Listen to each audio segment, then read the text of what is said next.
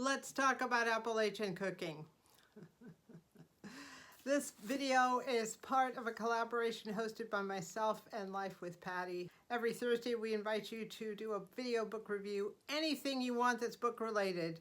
Book you had as a child, book you're reading now, a cookbook, a bookstore, a box of books you found, a used bookstore, the library, anything's book related. We invite you to upload a video, hashtag Thursday BookTube, and be sure to tag myself and Patty. Every week I update the playlist. So the Foxfire series started in the 1960s. A young man came to Appalachia and he was going to be teaching teenagers in high school English, and he had all these ideas about how it was going to be, and none of the kids were paying any attention to him because they had bigger issues and problems than what Shakespeare was doing. Not that there's anything wrong with Shakespeare, but it was the wrong approach. So he was looking for a way to reach these kids and to do something that had some relevance to reading and writing and the important things you have to learn to succeed in the world. So he came up with the idea of having these teenagers interview their families, their grandparents, their parents, about the old ways of living, and he definitely started a revolution. And I don't know if you've heard of the Foxfire books, but they are renowned now. It was kind of the last gasp of the older culture, of the older Appalachian culture. They talked to many people who were already elderly at that time, who were the original back to the landers, who were the original preppers, who were the original survivalists, all the things that people are doing now. Again, these folks were doing it for real. It started as a magazine, and then they took the material from the magazine and put them together in a series of books. I think there's either 9 or 12 books in this series, and I actually have read them all. I purchased them from various booksellers and read the whole thing. It was during the pandemic.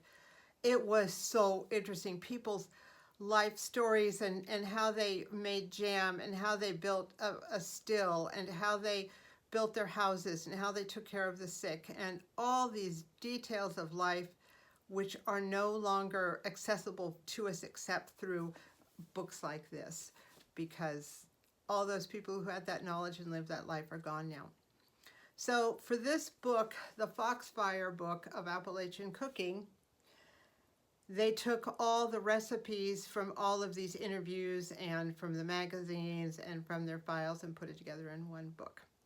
It is outstanding, not just as a cookbook, because if you are going to be living a very simple life, this is definitely the book to have.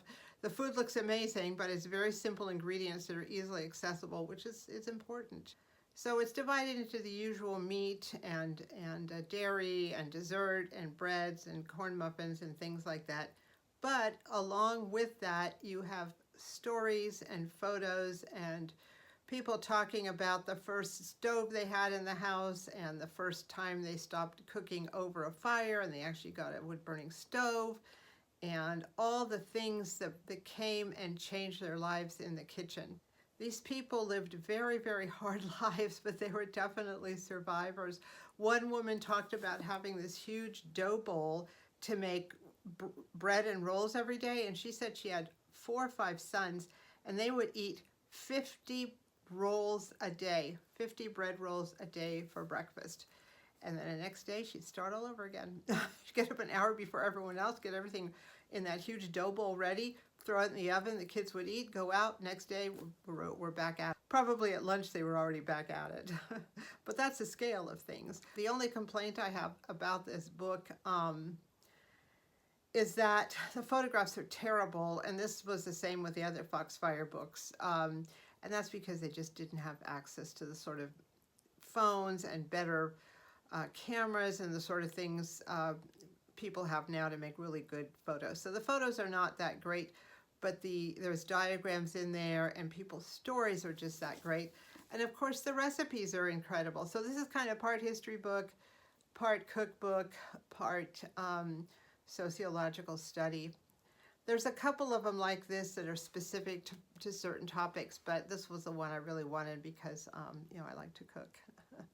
So I highly recommend finding this book or finding any of the Foxfire books and just taking a look at them. The first Foxfire book of that whole edition was probably the most interesting because each chapter had to do with a different topic. Later books, they kind of consolidated into woodworking or into hunting or into other things, which also are interesting. And if you're trying to learn how people did this in the old ways, that's the way to go. But if that's not a topic that interests you, then it's kind of heavy duty there. But I did get through them all.